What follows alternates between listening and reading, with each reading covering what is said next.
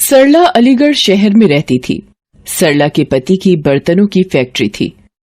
सरला के दोनों बेटे मानव और मोहित अपने पिता के साथ ही फैक्ट्री संभालते थे। सरला के दोनों बेटों की शादी हो चुकी होती है। सरला की बड़ी बहू रीमा एक अमीर घर से आई हुई थी। रीमा शादी के बाद बहुत सारा दहेज भी साथ लेकर आई थी, इसलिए वो और ज्यादा अपनी अमीरी पर इतराती थी। सरला की छोटी बहू दीपा बहुत ही गरीब घर से आई थी। मोहित की शादी उसके पिता शशि नारायण की मर्जी से हुई थी, क्योंकि शशि नारायण ने अपने मित्र यानी कि दीपा के पिता को मरते वक्त वचन दिया था। दीपा बहुत ही संस्कारी बहू थी, पर वो अपनी सास सरला की जितनी मर्जी सेवा कर ले, सरला फिर भी रीमा के ही गुण गाती रहती थी। दीपा को सरला हर वक्त ताने देती थी। शशि नारायण सरला के स्वभाव को जानता था। सरला का अमीर और गरीब बहू में फर्क करना लगातार बढ़ रहा था। इसी वजह से रीमा भी दीपा को हर किसी के सामने बेइज्जत करती रहती थी। सरला का जन्मदिन आने वाला था। सरला के जन्मदिन पर रीमा और दीपा दोनों के परिवार वाले आते हैं। रीमा के माता पिता और भाई सरला के लिए ढेर सारे महंगे उपहार लाते हैं।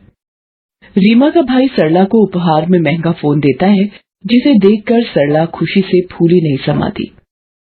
तभी दीपा की माँ और भाई सरला को बेडशीट, साड़ी और फलवा मिठाई उपहार में देते हैं, जिसे लेकर सरला मुंह सिकोड़ने लगती है और एक तरफ रख देती है। दीपा शर्मिंदगी महसूस करती है। तभी शशि नारायण वहाँ आता है। अरे दीपा बहू, अपनी माताजी और भाई को कुछ खिलाओ पिलाओ, दूर से सफर करके आए हैं। सरला के व्यवहार को सभी जानते थे कि वो रीमा के मायके वालों को ज्यादा पूछती थी। एक दिन अचानक शशि नारायण की तबीयत बिगड़ जाती है और हार्ट अटैक से शशि नारायण का देहांत हो जाता है। अब रीमा हर वक्त सरला को दीपा के लिए भड़काने लगी। वो अपने पति मानव से बोली, मानव, पिताजी मरते वक्त ये घर माँ जी के नाम कर गए हैं और फैक्ट्री का आधा आधा हिस्सा आपके और मोहित के नाम। आप मोहित को फैक्ट्री का आधा हिस्सा देकर रफा दफा करो। बाकी घर कैसे अपने कब्जे में लेना है वो मैं अच्छी तरह जानती हूँ। आखिर तुम ऐसा क्या करने वाली हो, कुछ पता तो चले। बस तुम देखते जाओ मेरा खेल। माँ जी, आपको तो पता ही है इस दीपा के मायके वाले कितने भिखारी हैं। कहीं ऐसा ना हो बाबूजी के द्वारा दिया गया फैक्ट्री का हिस्सा अपने मायके वालों पर उड़ा दे। मोहित तो वैसे भी सीधा है, इसकी मीठी मीठी बातों में आकर फैक्ट्री दीपा के मायके वालों के नाम ना कर दे। और माँ जी, आपने तो हमारे साथ ही रहना है। आप तो जानती हो मेरे मायके वाले कितने अमीर हैं। मेरे लिए ये फैक्ट्री और घर कुछ भी नहीं, पर आपकी जान की सुरक्षा के लिए आप एक काम करो, ये घर मेरे नाम कर दो। रीमा धोखे से घर अपने नाम करवा देती है। सरला घर के कागजात पर साइन कर देती है। रीमा के कहने पर मानव मोहित से कहता है, मोहित देख, अब पिताजी भी नहीं रहे तो आगे हम दोनों का भी परिवार बनेगा। फैक्ट्री बेचकर दोनों आधा आधा हिस्सा बाबूजी की जायदाद के हिसाब से रख लेते हैं।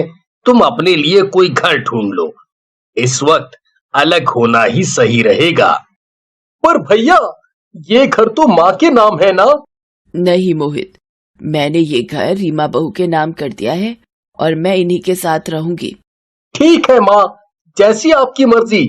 मैं कल ही दीपा को लेकर अलग रहने चला जाऊंगा। मोहित और दीपा दुखी मन से अलग घर में रहने चले जाते हैं। उन दोनों के जाते ही रीमा अपने रंग दिखाने लगती है। एक दिन वो सरला से कहती है, माँ जी, मैं और मानव आज मूवी देखने जा रहे हैं, तो आप खाना बना लेना, हमें आने में थोड़ी देर हो जाएगी। सरला उनके जाने के बाद रसोई में खाना बनाने जाती है। इतने वक्त बाद खाना बनाते हुए उसे दीपा बहू की याद आ जाती है कि दीपा सरला को गर्म गर्म रोटियां सेक कर खिलाती थी। सरला रोने लगती है क्योंकि आज वो अपने आप को अकेला महसूस कर रही थी। अब तो रीमा घर के काम भी सरला से ही करवाने लगी। एक दिन, माँ जी, मैंने आपसे बोला था कि झाड़ू पोछा सुबह जल्दी उठकर कर लिया करो। आप इतनी देर तक सोती रहती हैं, तो घर के काम निपटाने में तो पूरा दिन लगा दोगी। बहू, वो कल रात में बीपी थोड़ा बढ़ गया था, तो दवाई लेकर सोई थी। तो क्या हुआ, बीपी तो बढ़ा था, कहीं जान तो नहीं गई? जो इतना नाटक दिखा रही हो काम से बचने के लिए? इस घर में रहना है तो टाइम पर काम करना होगा। रीमा बहू, तुम तो ऐसी नहीं थी, और ये घर मेरा है, मैं यहाँ से नहीं जाऊंगी। माँ जी, ये घर अब आपका नहीं मेरा है, आपने मेरे नाम कर दिया था। अब चुपचाप रहना है तो रहो इस घर में, वरना बाहर का रास्ता खुला है। सरला रोती हुई अपने पति को याद करती है। अपनी बहू दीपा पर किए अत्याचारों के लिए वो बहुत पश्चाताप करती है। उसे याद आता है वो किस तरह दीपा को ताने देती थी। वही ताने आज रीमा के मुंह से वो खुद सुन रही है। धीरे धीरे रीमा अब अपने मायके वालों को भी रोजाना अपने घर बुलाने लगी।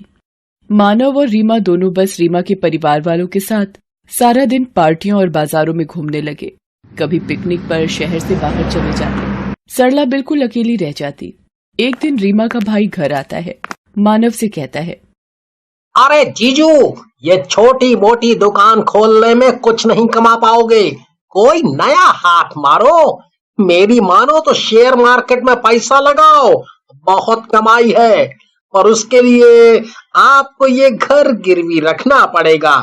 कुछ टाइम किराए के घर में गुजारा कर लेना, फिर कुछ समय बाद जब पैसे आ जाएंगे तो इसे बेचकर एक बड़ी कोठी खरीद लेना। क्यों दीदी, मैं सही बोल रहा हूँ ना? अरे मेरा भाई कभी गलत बोल ही नहीं सकता। सुनो जी, तरुण भैया का ये आइडिया मुझे तो बहुत पसंद आ रहा है। हम ये घर गिरवी रखकर शेयर खरीद लेते हैं। तुम लोग मेरे होते हुए ये घर गिरवी नहीं रख सकते। ये घर तुम्हारे पिताजी की आखिरी निशानी है। उनकी यादें आज भी इस घर में जिंदा हैं। माँ, रीमा और तरुण अगर बोल रहे हैं तो घर बेचने में नुकसान कैसा? हम पैसे कमाकर एक बड़ी नई कोठी ले लेंगे। वैसे भी ये घर अब पुराना हो चुका है। माँ जी, आपको अगर यहाँ नहीं रहना तो आप यहाँ से जा सकती हैं।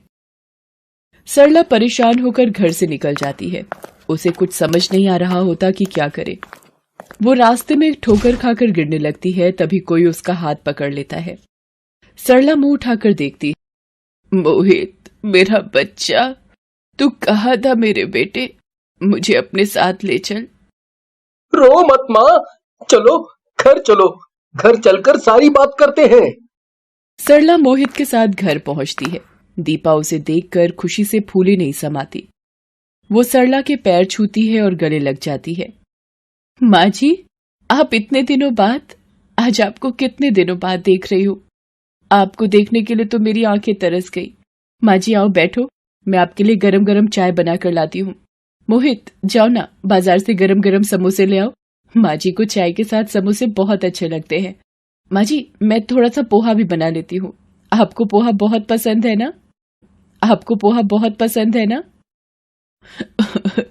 बस कर बहू, इतना प्यार मत दे, मैं इस प्यार के काबिल नहीं हूँ। मोहित के बार बार जिद करने पर सरला सारी बात बताती है। मोहित और दीपा भी माँ की सारी बात सुनकर बहुत दुखी होते हैं। मोहित सरला से कहता है, माँ, अब आपको वहां जाने की कोई जरूरत नहीं है। अब आप हमारे पास ही रहोगी। हाँ माँ जी, ये ठीक कह रहे हैं, अब से आप हमारे पास ही रहो। मोहित मानव को फोन करके बता देता है कि माँ अब उनके साथ ही रहेंगी। मानव रीमा कुछ नहीं बोलते। रीमा को ये लगता है कि चलो अच्छा है, बला टली। दीपा सरला की बहुत सेवा करती है, उसका बहुत ध्यान रखती है। ये देखकर सरला की आंखों में खुशी के आंसू आ जाते हैं। उधर मानव को रीमा का भाई बताता है कि मानव ने घर को गिरवी रखकर जो शेयर खरीदे थे वो सारे शेयर डूब चुके हैं। ये सुनकर मानव सिर पकड़कर बैठ जाता है। रीमा भी ये सुनकर सदमे में आ जाती है। शेयर खरीदने के चक्कर में मानव ने अपना घर और दुकान भी गिरवी रख दिए थे। मानव का सब कुछ तबाह हो गया था। मानव की ये हालत देखकर रीमा के भाई और मायके वालों ने भी अपना पल्ला झाड़ लिया था। वो भी अब रीमा से बात करने से कतराते थे। रीमा जिस मायके की अमीरी का घमंड करती थी, आज वो चूर चूर हो चुका था। बुरे वक्त में उसके मायके वालों ने भी साथ नहीं दिया। ये देखकर वो बहुत दुखी होती है।